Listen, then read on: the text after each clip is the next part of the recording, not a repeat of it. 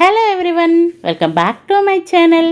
ఈరోజు మన ఛానల్లో ఒక సింపుల్ అండ్ టేస్టీ బ్రేక్ఫాస్ట్ రెసిపీతో మీ ముందుకు వచ్చేసానండి. పప్పులు ఏమీ నానబెట్టే పని లేకుండా క్విక్గా చేసుకునే ఈ రెసిపీని అయితే ట్రై చేయండి. అలాగే ఫుల్గా అయితే వీడియో చూసేయండి. మన ఛానల్ ఇంతవరకు ఎవరైనా సబ్స్క్రైబ్ చేయకుండా చూస్తే ప్లీజ్ అండి సబ్స్క్రైబ్ చేయండి.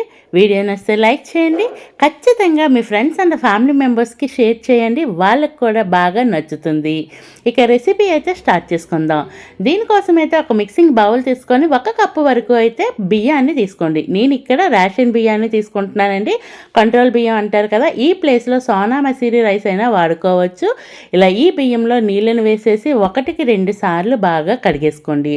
నేను ఇక్కడ రేషన్ బియ్యాన్ని తీసుకుంటున్నాను కాబట్టి 1కి 2 సార్లు లేదా 3 సార్లు ఖచ్చితంగా కడుక్కోవాలండి.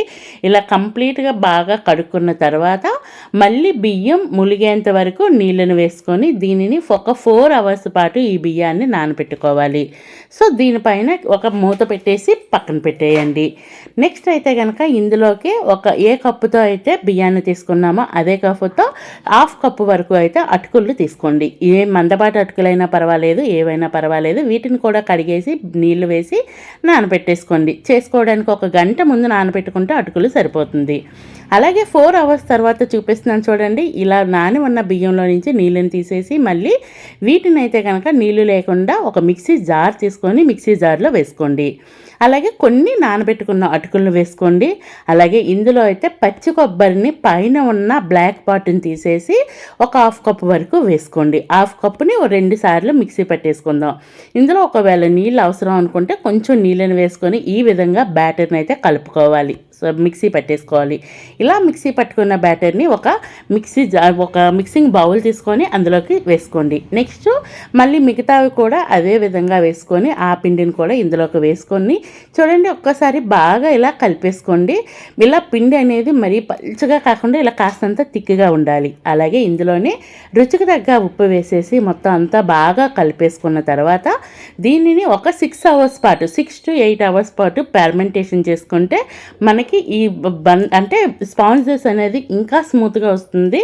ఒకవేళ టైం లేకపోతే గనక ఈ ప్లేస్లో వెంటనే చేసుకోవాలనుకుంటే ఈనో ఉంటుంది కదండి, ఈనో పౌడర్ వేసుకొని చేసుకోవచ్చు. అప్పుడు ఫెర్మెంట్ అయినట్టే వస్తుంది. నేను ఒక 6 అవర్స్ తర్వాత చూస్తే పిండి బాగా నాని ఉందండి. ఇలా నాని ఉన్న పిండిని బాగా ఫెర్మెంటేషన్ కూడా అయ్యింది. ఇలా పిండిని అయితే బాగా కలిపేసుకోండి. వేసుకునే ముందు ఒక్కసారి కలుపుకొని సైడ్ని పెట్టేయండి.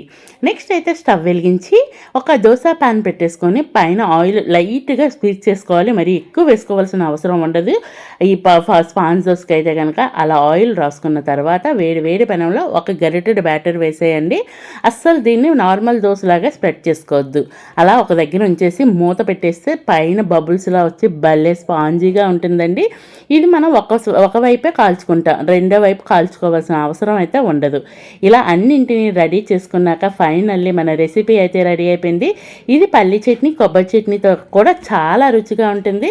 Finally it's a tasting time అండి. సూపర్ యమ్మీగా ఉంది. నోట్లో పెడితే వెన్నలా కరిగిపోతుంది.